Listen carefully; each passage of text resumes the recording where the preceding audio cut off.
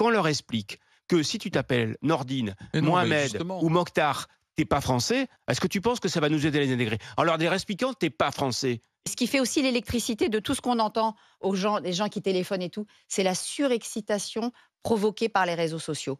Parce que les réseaux sociaux ne font que polariser. Polariser aux extrêmes. Il n'y a que les extrêmes qui parlent sur les réseaux sociaux. Et le problème de certains médias et de certains politiques surtout, y compris de ces politiques qui sont dans le centre macronien par exemple, qui aurait dû ne pas toujours céder à ces extrémismes polarisants qu'il y a sur les réseaux sociaux, ils sont tombés à pieds dedans, Barbara, à pieds joints dedans. Et c'est ça la gravité. Et ensuite on va voir Maurice au 32. La nouvelle génération, est-ce que tu penses sincèrement que la génération qui arrive, à qui malheureusement la précédente, on a vendu un idéal qui n'était pas la République, mais comme ils n'avaient pas d'idéal, ils sont pour pas mal aller se réfugier dans un autre idéal qui est la religion.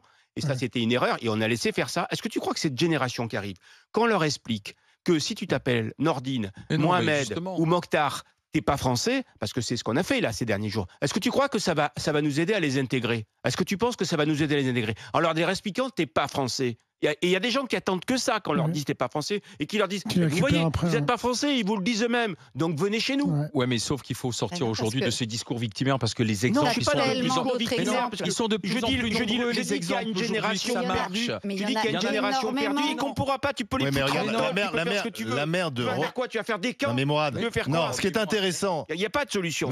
Si, il y a des solutions. Et les politiques ont du mal à dire qu'un problème est insoluble. Mourad, écoute, je ne sais pas si tu as écouté la maire de Romans-sur-Isère qui était l'invitée d'Apolline cette semaine. Qu'est-ce qu'elle disait? Elle disait dans cette fameuse cité de la Monnaie, il y avait 4000 personnes. Elle dit, en fait, on a un problème avec 100 personnes. On en fait quoi? Attends, je termine. Donc déjà, c'est pas la majorité. Donc genre, on est d'accord. On peut rien faire, on n'est pas submergé par 100... Il y a un problème de 100 personnes. Le problème de ces jeunes délinquants, c'est que leurs parents également sont dans la délinquance. Donc on est dans des générations de délinquance et qu'on n'a pas, on a laissé faire, on a manqué peut-être on était laxiste, etc. On se dit bon c'est pas grave, ils sont que 100. Sauf que les 100 pourrissent bien sûr la vie des 4000, donnent une image aussi des quartiers qui est désastreuse et provoquent le drame de Crépol. Moi je suis désolé, on peut pas dire il y a rien à faire, tant pis. Ils sont 100. Donc en fait, dans un pays de 67 millions d'habitants, on ne peut pas régler le problème de quelques centaines de jeunes qui font chier. Tu les mets en prison, ils ressortent, c'est pire. Il n'y a pas de solution. Non, mais déjà... Là, je ne suis pas contre la répression. Mais tu les sors, mais déjà, tu les sors de ces quartiers. Parce que là, ils pourrissent la vie des gens, justement. Oui, mais il y en a 100 là, bonjour Maurice. Bonjour Maurice. Et vous, qu'en dites-vous alors Maurice? Je tenais juste à dire avant de commencer, j'ai pas de colère ni de haine, il n'y a rien du tout dans moi de tout ça. Moi, je vais vous raconter un peu mon histoire très très rapidement parce que je sais qu'on a un temps assez limité. Moi, je suis originaire de Tours, je suis martiniquais donc. J'ai vécu toute mon enfance à Tours. Après, je suis parti à Paris et maintenant, je vis à Bordeaux. Didier Giraud a dit hier matin, il n'y a pas de crime raciste en France depuis 40 ans. Moi, quand j'étais jeune, je suis parti voir le baron de Munchausen. Je rentre chez moi, près de l'ancien commissariat de Tours. J'accompagne ma compagne de l'époque. Donc j'étais un jeune homme, hein, vraiment, j'avais 18 ans à peine. Et 5 skinheads passent devant nous, ils sifflent, et je ne sais pas pourquoi, j'avance vers eux, et je me fais ratonner. Et les skinheads, j'entendais parler des skinheads, c'est une musique qui venait régulièrement dans les rapports que j'avais avec les gens, et puis ça m'arrive à moi. Et ça, c'est pas vieux. Et ça vous marque dans une vie. Alors, ça m'a jamais apporté de la haine. Par contre, je faisais du karaté, je me suis défendu comme je pouvais. J'ai fait ma copine courir pour aller chez elle. Il y avait une fille qui était là aussi, qui courait après elle aussi, qui l'a tapé dessus. Voilà. J'ai eu des problèmes aussi, parce que j'ai un nom de famille qui est relativement connu, mais qui, à l'époque, n'était pas connu, donc ça me rendait service parce que ça passait 10, plus mon nom de famille, ça passait très très bien. Et on voyait un noir en entretien, on était surpris des fois, et ça retombait, le soufflet retombait devant l'entretien. À Tours, j'ai eu un mal de fou à trouver du travail. La première fois qu'on m'a dit que j'avais un CV intéressant, que j'ai travaillé au théâtre, j'ai fait pas mal de choses, c'était à Paris quand je travaillais chez Castorama. Le directeur m'a dit vous avez un CV très intéressant. Et je savais qu'en partant de l'entretien, j'étais embauché. Pareil, j'ai monté mon entreprise, j'ai vu un banquier noir pour la première fois de ma vie, à la BNP, des choses comme ça.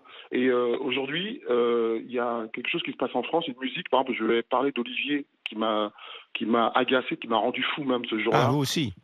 Ah oui, des fois, il est capable de sortir des choses. Tous les jours, ça. Voilà, assez monstrueux. Et encore en antenne, si vous savez.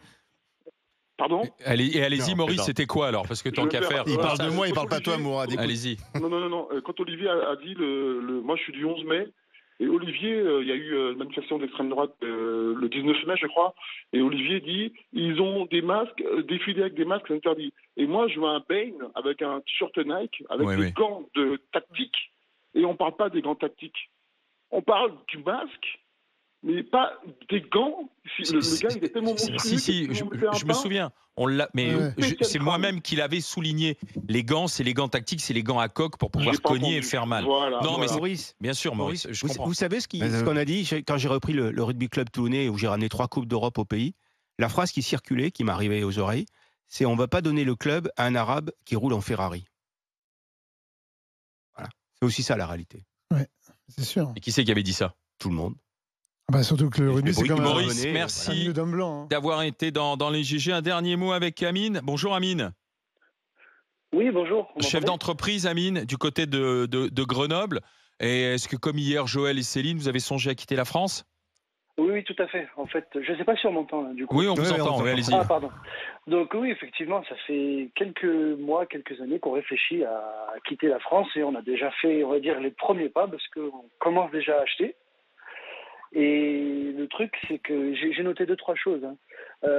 Moi, j'ai eu beaucoup de chance dans ma vie dans le sens où j'ai pas eu besoin de déposer beaucoup de CV parce que j'ai créé mon entreprise assez vite. J'ai pas eu la même chance que Mourad qui a eu une belle ascension, une belle réussite, mais à mon niveau, ça me convenait déjà. Et le truc, c'est que systématiquement, on entend de la part de certains de mes employés d'anciennes entreprises que j'ai eues, on est dirigé par un arabe. Le patron est un arabe, etc., etc. Oui, encore pire, c'est toi, t'es pas comme les autres. Exactement. Et en plus, il a profité de quelque chose alors qu'ils savent même pas le niveau d'impôt qu'on a payé jusque-là. Il y a une autre chose aussi, je rebondis, désolé, pour Barbara. Quand Mourad a parlé de notre ressenti, entre guillemets, en tant que maghrébin, etc., pourquoi opposer tout de suite à l'origine juive? Pourquoi l'opposer? Surtout que pas opposé, j'ai complété, Amine, mais si ça vous dérange, il n'y a pas de problème. Je retire, j'ai juste complété. Surtout qu'au départ, c'est qu'il y a deux peuples qui sont c'est Barbara qui interpelle Mourad, qui répond toujours à la place des autres. Vas-y, réponds Barbara. Non, j'ai pas envie de répondre. Non, on va laisser parler Amine. On t'a pas entendu. On ne t'a pas entendu. Pourquoi? Parce que Mourad a parlé en même temps, c'est pour ça. Ah d'accord. Non, je disais juste que je complétais Amine, mais que si ça vous a dérangé, que je complète en disant que plus de 12% des Juifs, qui sont déjà pas nombreux, c'est moins de 1% de la population, d'accord, et qui subissent l'essentiel des actes racistes en France. Donc de ce fait, depuis 20 ans, c'est la, entre guillemets, communauté qui a été d'elle-même poussée à l'émigration le plus. Mais si ça vous dérange, Amine, juste d'avoir poser cette question factuelle et ce point factuel. Alors désolé Amine, je le retire.